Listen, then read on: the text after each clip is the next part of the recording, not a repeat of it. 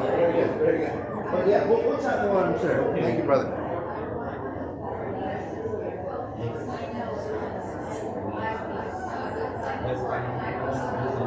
All right, you're. Yeah. Brother, your headset's on. You want to switch your headset off for one second? Yeah. I know. All right. Oh, there I am. Hey. I probably need turned up a little bit. There I am. Oh, not a lot of it, a little bit. Good morning. I hope that you are having a wonderful start to your Sunday.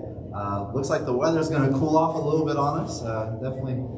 But it's a beautiful fall day here in Florida, and we're glad to be together. So I mentioned at the end of our class last week that we will be having a guest speaker this week, and I am so honored to welcome him this morning. And I don't want to take up too much of his time, but I do want to sort of set the stage for our brother this morning. We are blessed to have, I'm going to use his full honorific, the Honorable Dr. Augustine Tawaya with us this morning. He is working in Ghana and West Africa. He's going to show us a little bit of geography just in case you're not totally sure where he might be. But Augustine has been, he grew up there and he has been working in the church. He's been working as a preaching for 40 years in that place. And so we are very excited for that. He came to Christ through the work of World Bible School, a program that many of us are familiar with here. He worked alongside American missionaries back in the 80s. He helped to establish many congregations in Ghana. He came to the United States in the 90s and he received graduate education at Lipscomb University and Harding School of Theology. He has directed the Ghana Bible College in Kumasi, Ghana.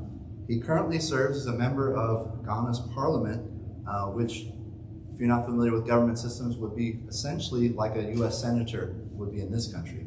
And so he is serving at some of the highest levels of government. He also preaches and offers leadership seminars for churches and organizations. He and his wife, Lynn, founded Lamplighter Academy, which has 450 students, and the Lamplighter College of Education that currently enrolls roughly 2,000 students, and he'll speak more to, I'm sure, some of those things. And so we are just delighted to have him here today to speak about the work that's ongoing in Ghana. And so I ask that you give him your attention, and let's hear about how God is continuing to work in West Africa. So, brother, if you would, please.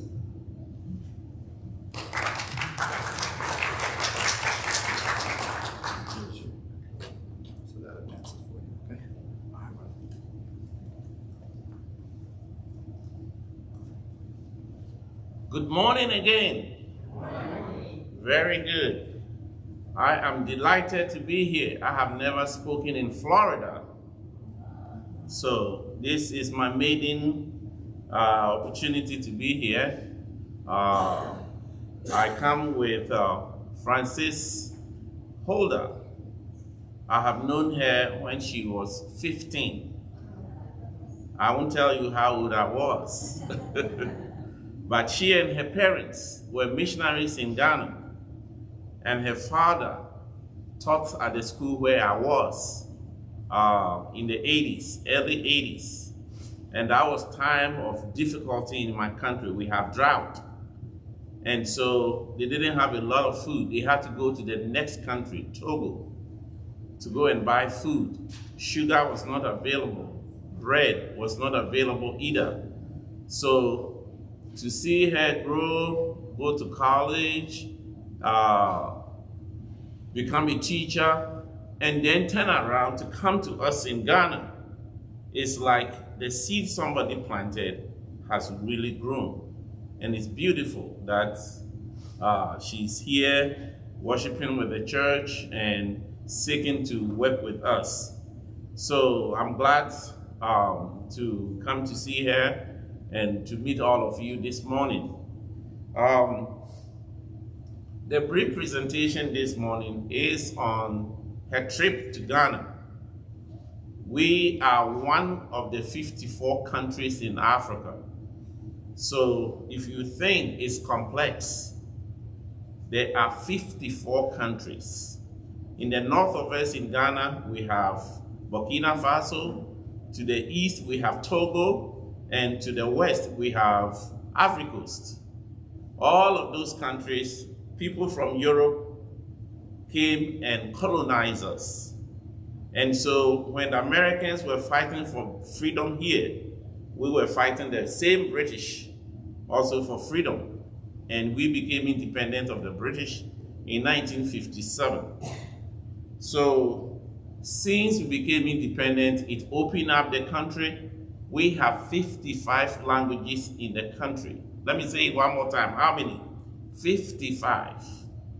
So if you drive down the road 20 miles, you lose your language. Nobody understands what you are saying because it's a different language altogether. So kids grow up picking up 2 or 3 languages. I can speak 5. That way you can get around a little bit, not too far, because when you leave your region, you may lose your language. I was born in the West, which is where the dot is. And then at 13, my parents brought me to Accra to live with my brother who had gone there before. I had never seen electricity before. I had never seen running water, never seen TV, refrigerator, nor even had ice cream before. Then I show up in this big city and all these things were there. God is amazing what he will do, and he does. And so I grew up there, and I had opportunity to go to school because missionaries had already come there to start schools for boys in my area. And so I went to all boys school until I graduated. And while I was in school, a lady in Tennessee sent me a Bible correspondence course, the World Bible School material. I studied that and I sent it back to her. And that's when somebody came to my house and said, I'm from the Church of Christ. You want to be baptized, don't you? And I said, let's study. And we went through a rigorous study.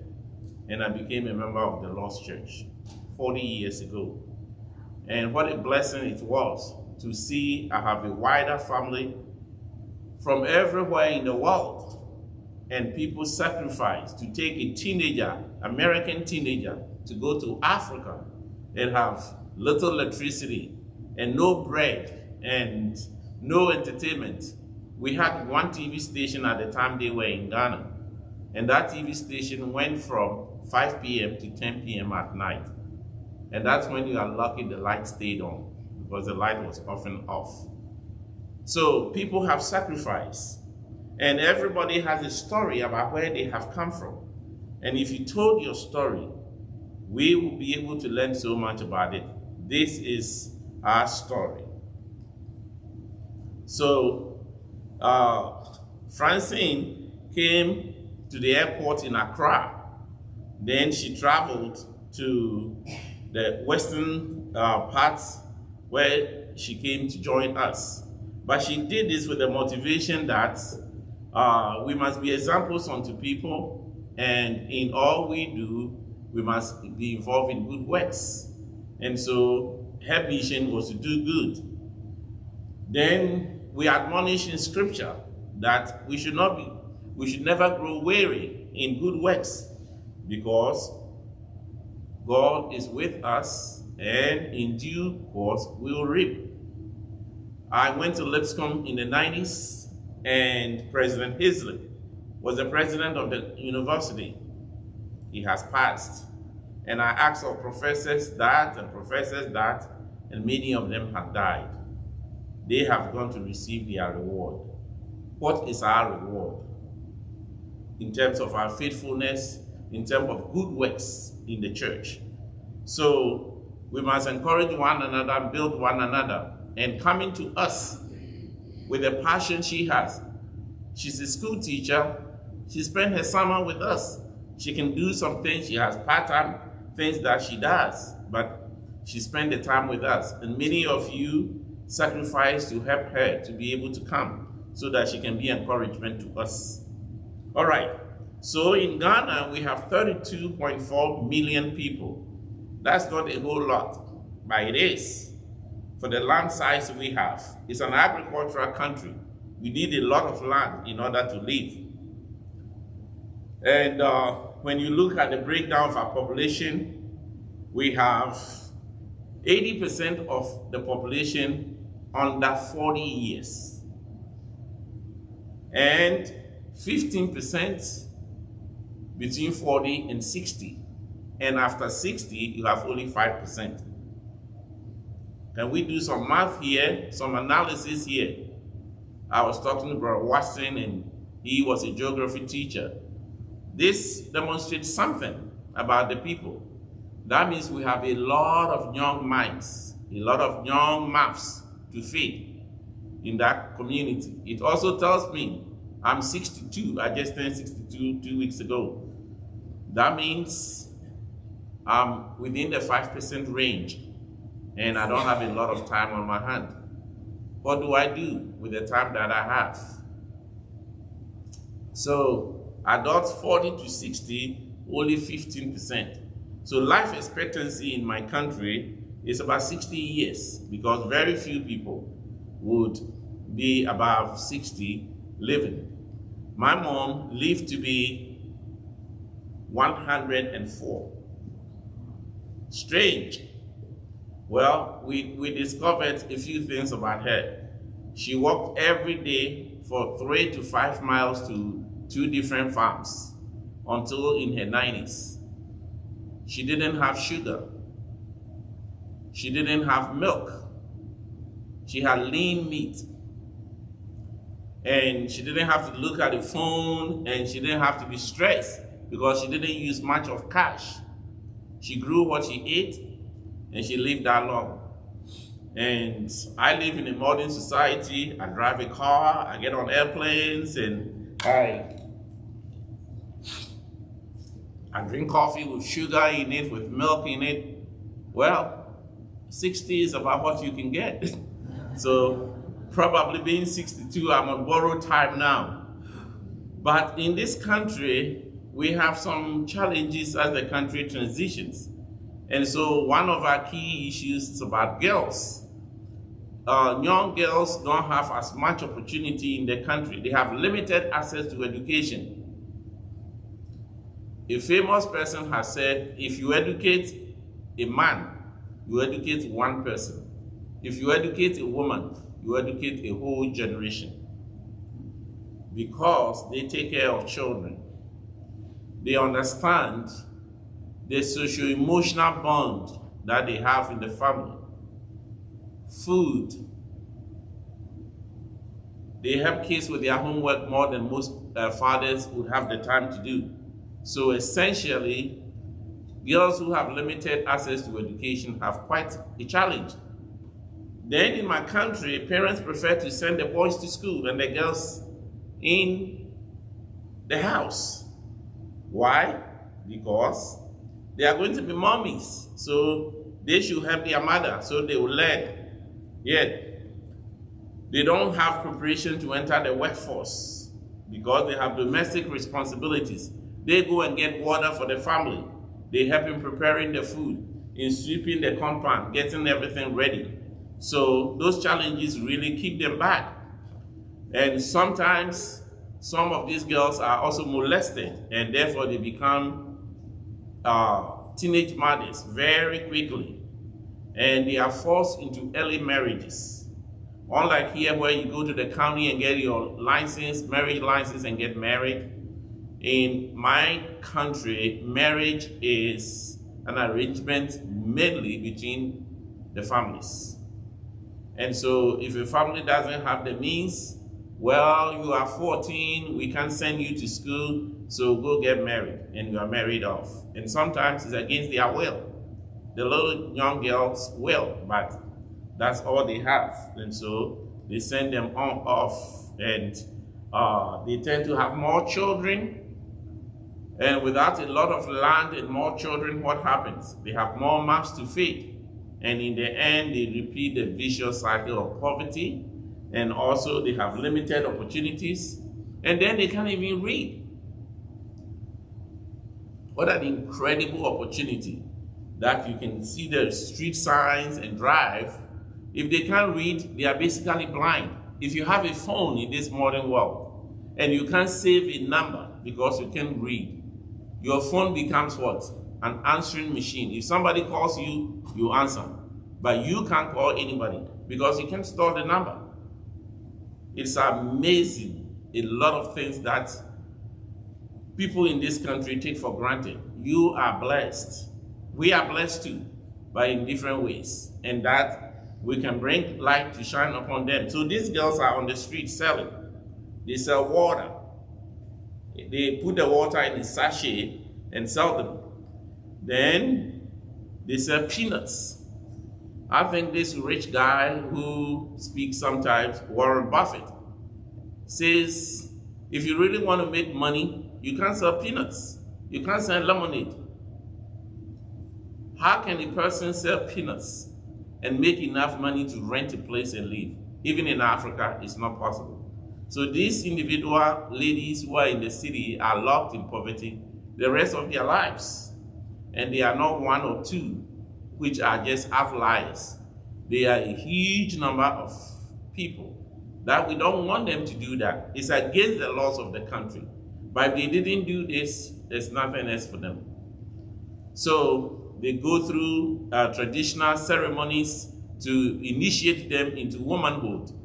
Then they have to now have the money and wear these bright, expensive clothes so that they are initiated into society. The kids, the girls know their role already. They go and carry water for the family. And let me say this, people in this country have contributed money so that we can drill boreholes in those houses. Then the water is pumped to a receptacle tank, and kids like these ones come there and get water for their families. A lot of kids that die in the world, they die from bad water that they drink. Yes, bad water.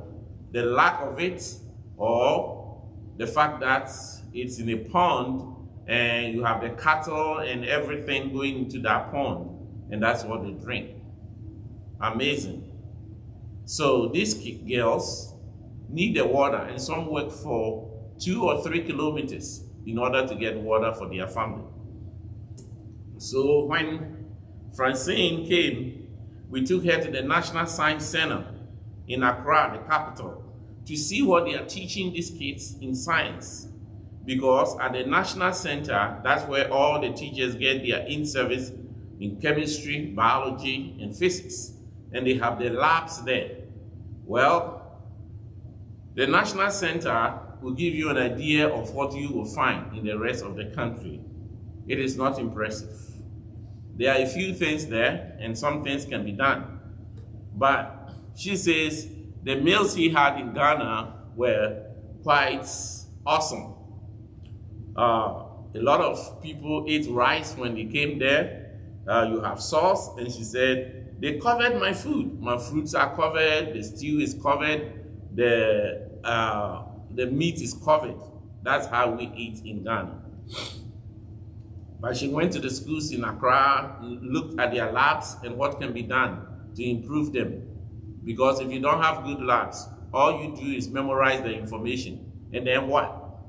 So the kids need to see so that they get ready to go to nursing school, pharmacy school, medical school, those who will choose the sciences.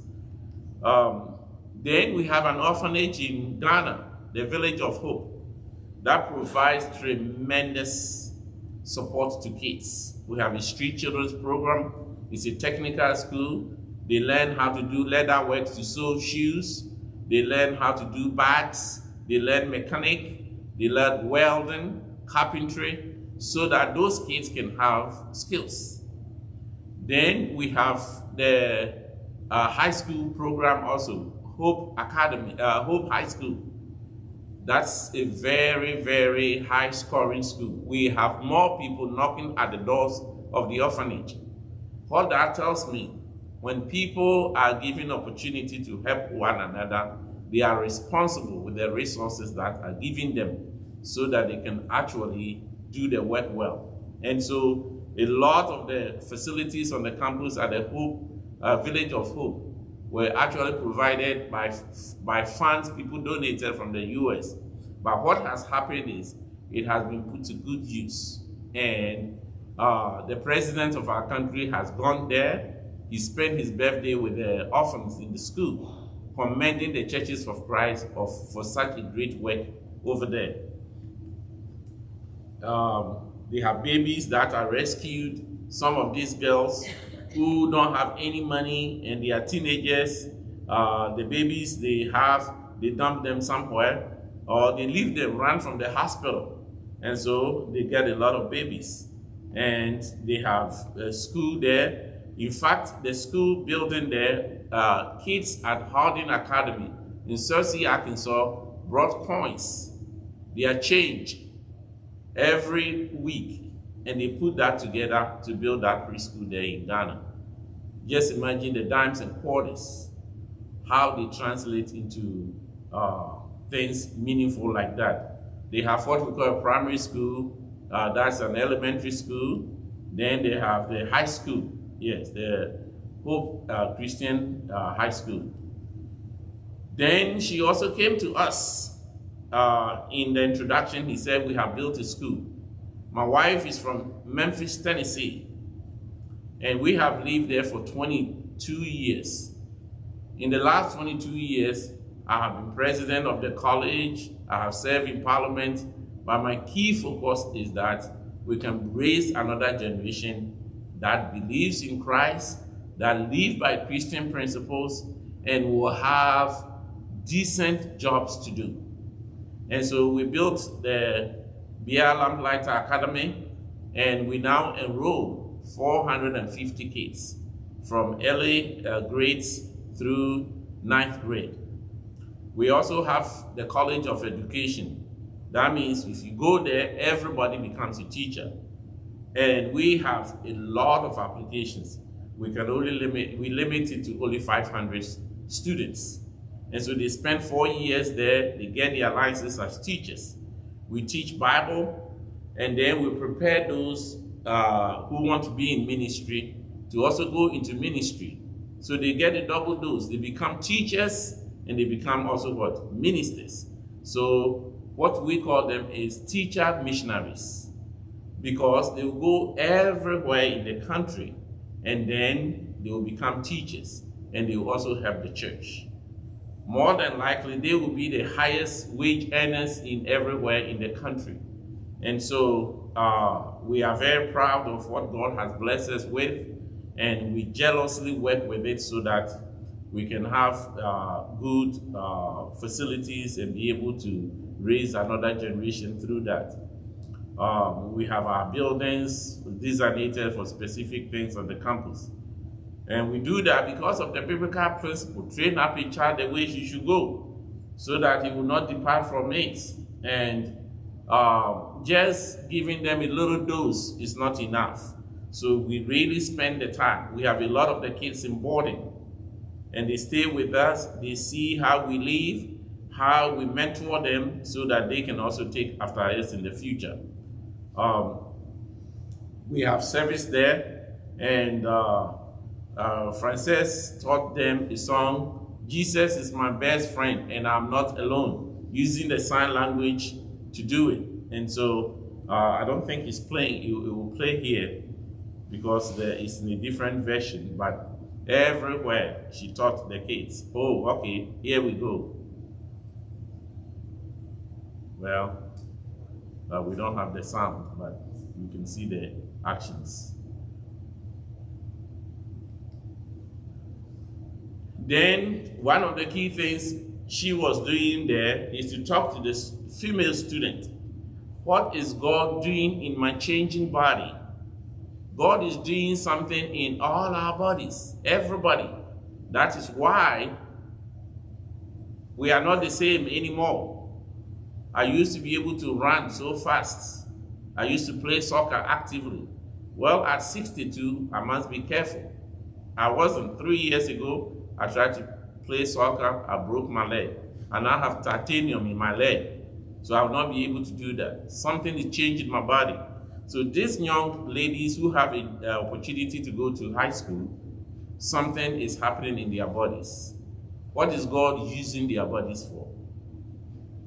And so she taught everywhere, all day long. And you see, these are kids from our school, the girls in our school, and then in the other schools as well, all the villages. She went there teaching in their schools as Jesus went around doing, because her mission was what? Good works. So you find her with different schoolgirls, they sit through there, and then she has an interpreter. We want to make sure that what she is saying, they understand. Although the classes are in English, these kids speak 2 or 3 languages already. And so English is just one of the languages they are picking up. And we have Faustina, who worked with her. She went to the Muslim school. And you see the Muslim girls also signing, Jesus is my best friend, and I'm not alone.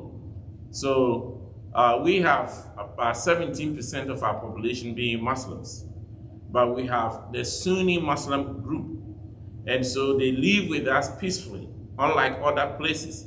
In Nigeria, they have the Boko Haram, and I'm sure you heard of the girls who were in school and overran the school and took the girls captive into the forest. Some of the girls to this day have not returned. In Ghana, it's very peaceful. In fact, you have to look for trouble in order to get into trouble. Muslims and Christians coexist, and they have their mosques, we have our churches, and we have no problem.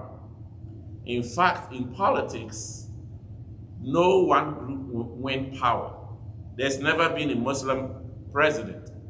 It's always going to be a Christian in the majority, and then a vice president who is a Muslim. So everybody is basically represented. And you see the Muslims there welcoming her in the school. We want these kids to have a happy ending for their life, to really grow and have a wonderful future, and to really be have great friends so that they can grow with them and mentor each other. And so education gives us opportunity to do that. And Miss Francine was with Faustina, who is one of the teachers in the school, a member of the church, very faithful. She's come a long way. The picture you see there is a recent graduation, just before I came here 3 weeks ago. A young lady there is the first in her family to get a college degree, to become a teacher. And her whole family of uncles, aunties, all came to the graduation to congratulate her, to support her during this major milestone she has attained. And for her to stay faithful and not have kids and not drop out, it was just a blessing to see how excited they were. We have 2 teachers here, Fortune and Elom. Her nickname, we call her Elom, who are teachers at the Lamplighter School. They have graduate degrees, so they can teach others to get their bachelor's degree, and they work closely with Miss Francine while she was there. But we have a lot of volunteers. Anybody ready to come to Africa? We'll feed you rice and sweet pineapples. We have big mangoes. We should have put some mangoes and pineapples from our house. We grow them right there in our house, in our compound.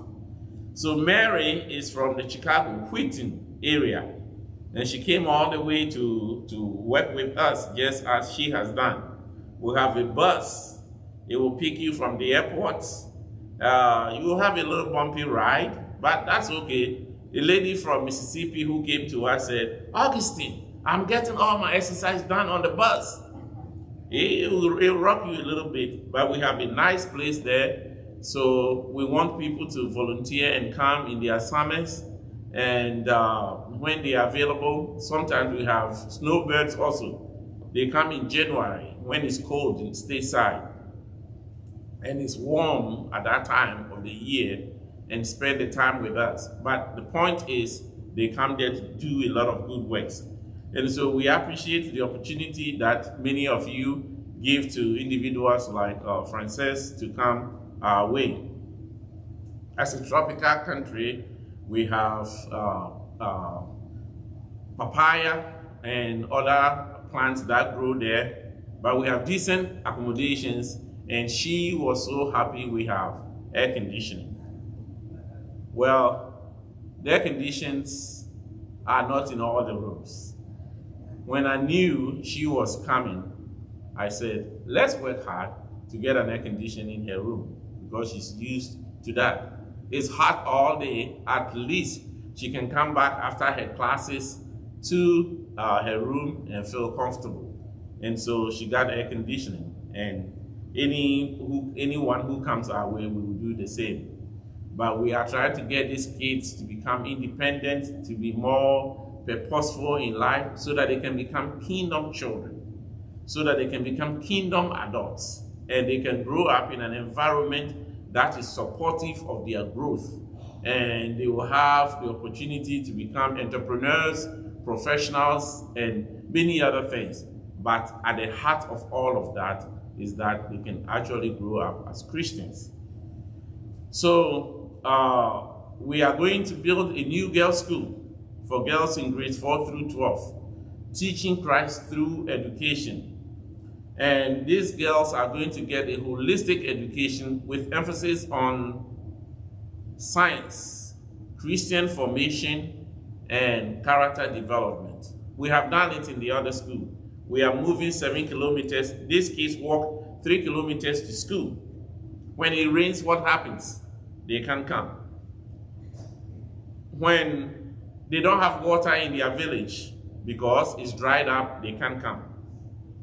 So we want to build a boarding school just for girls, so that they can come there and study, they can come there and be friends with others, and then they can grow up in an environment where values are emphasized. We are opening that in September 2024. I wish that we can poach her and send her over. I'm sure in time we'll be able to do that. But we'll be teaching creation in science, math, language, and religion, teaching God in creation, so that the curriculum is integrated. In a lot of Western countries, you are leaving God out of everything. There are so many Africans in Europe who are buying the churches in Germany, in England. Why? Because the nationals in those countries no longer go to church. I went to London, and I was speaking in North London. It was like I was in the south and we're going to the north. Sunday morning, all the bus stations, you see people of African descent going to church. Where are the Europeans? They no longer go to church. I'm a free thinker, they think. I'm a free thinker. What is that free thinker about? God created this world, and we are part of his creation. And in the end, we are going to appear before his judgment seat. And so we want these kids to grow up, be responsible to God's creation. We want them to do math, not cook the books. We want them to respect other groups, so that their language and culture become integrated in their faith. I showed up this morning, and how many people are in suit? Maybe 1 or 2. Well, if you come to Tennessee, a lot of churches, everybody will be in suit. That's the culture. Are we going to require people in Africa to wear suit to come to church? It will be too hot. They won't come back again. So we want them to grow up in their own culture. We don't want them to come to the US. I spent 9 years here, and when I finished my studies, December 16th, on the 26th, I was back to Ghana. There are some people who will come here. We need nurses in this country, and our government has been approached by US authorities to bring nurses here, because we don't have enough nurses in the United States. So those people are coming for a specific reason. But we want nationals in our own countries to get an education, become developed, and stay in that country and work to develop those countries. Equipping students, teachers, parents, community, and the church. When girls do well, it affects everybody. It affects everybody. Lifting girls from poverty, because they have all these many children, they get health problems, they are hungry, they can't read. They ran away from vaccination for their children. Uneducated people, they said what? The vaccination will make you not have any more children. They will put something in your body, and therefore they will be able to read that in Andrews Air Force Station and tell about what you are doing. Well, if they get an education, they will know that they need polio, measles, whooping cough, mumps. They need their vaccination so that those children can live and be able to walk. Lifting girls from poverty. How do they get jobs if they don't have an education? How do they become entrepreneurs and compete in the marketplace, in Wall Street, in selling their own stuff? So they need an education. Bringing everyone to redemption through Christian community. Overall, if we do give them an education, it's meaningless unless it is tied to the fact that they become Christians. And they use Christian values, transparency, integrity to grow up and to grow a country and to grow a community. So these are the things we seek to foster, and we want teachers like her to be able to come to us, many to join us in this effort, so that people will know Christ by what we do and what we are willing to share. Everyone will know that you are my disciples if you love one another, because it is out of love that we do what we do. I have a chance to come to the United States. Your roads are very smooth as we drove from the airport to this part of town. You may have a few complaints, but they are very smooth. You have restaurants to go to, you have grocery shops, you have clubs, Sam's Club and all of that. The gas is there, you know the price already. Most of you are comfortable here. You need to. You have worked hard to build this country. You stand in line to vote, and you want ethical people to do that. We seek to do the same everywhere Christ is mentioned, but it begins with thinking about redemption. Because when people are redeemed, then their values will be a transformed lifestyle, and not just because they have bought into a religion, not just because they call themselves Christians, but because they live as such. So these are thoughts from her trip and the things that we are doing there in Ghana. Christ has been with us, and he is our hope of glory, the glory that we'll get in the end. While we have opportunity, let us do good. Let us be involved in good things. So I will stop here and take a few questions before the time is up. If you allow me, I will go over the time. You don't do that in America. Over there, we don't start on time, we don't close on time. But that's a different culture. So if you have some questions, is there a picture that you have a question about? You want to come and join us there? We will feed you rice and sweet pineapples. Yes.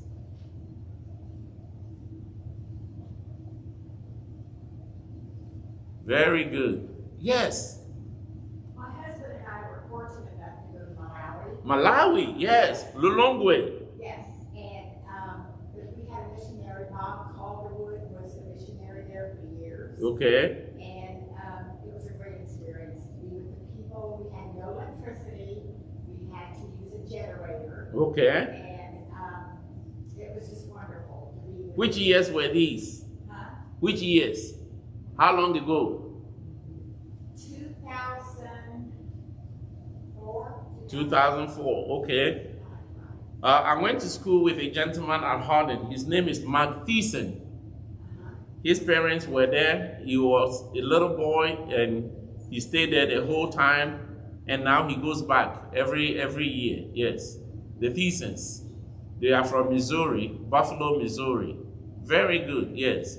And I'm sure you can relate to some of these things in Ghana. No electricity. You live like God created us. In the garden, did they have electricity?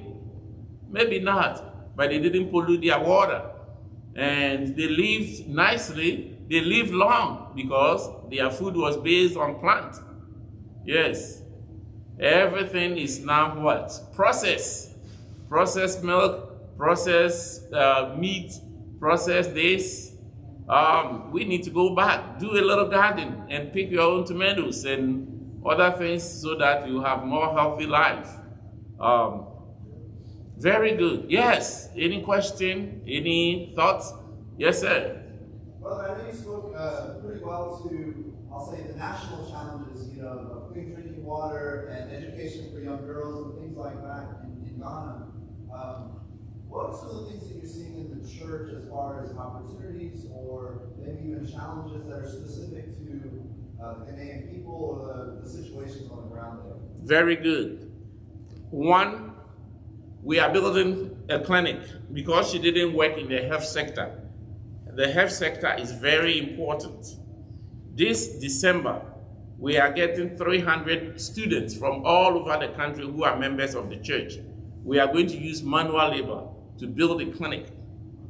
So the healthcare system, because we believe in Jesus, he's our healer, but he works through doctors and nurses, and the more better they are at doing it, doing the labs, being able to tell whether you have malaria or not, is very important to us. So the health system. Then the second challenge will be water. We need to drain more boreholes. And when we drain the boreholes, it reduces all the illnesses, because a lot of people die in developing countries from waterborne diseases. Waterborne diseases. The source of the water is bad, the storage is bad, and then they drink that because that's all there is available. Bottled water is in the city. When you go to the villages, they can't even afford it if it's available over there. So it's bad business. Nobody sends it there.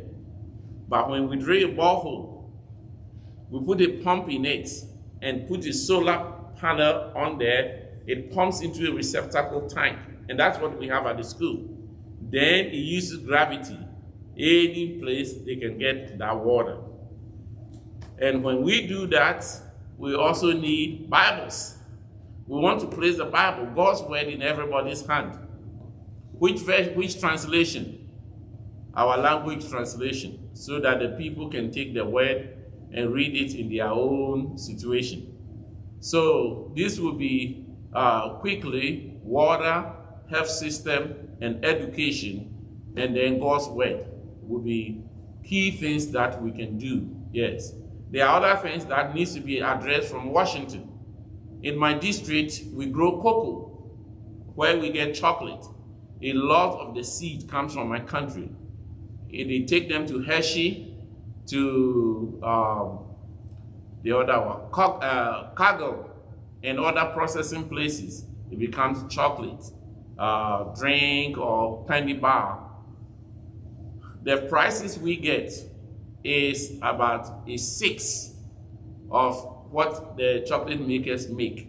So it's a multi-billion industry, but we get peanuts. So those things must be addressed from Washington, and we are talking to them. I'm in the legislature. On the plane coming here, the US ambassador was on the plane. I walked up to her, I said, Ambassador Palmer, it's great to see you. And she had a mask, so she didn't expect me to recognize it.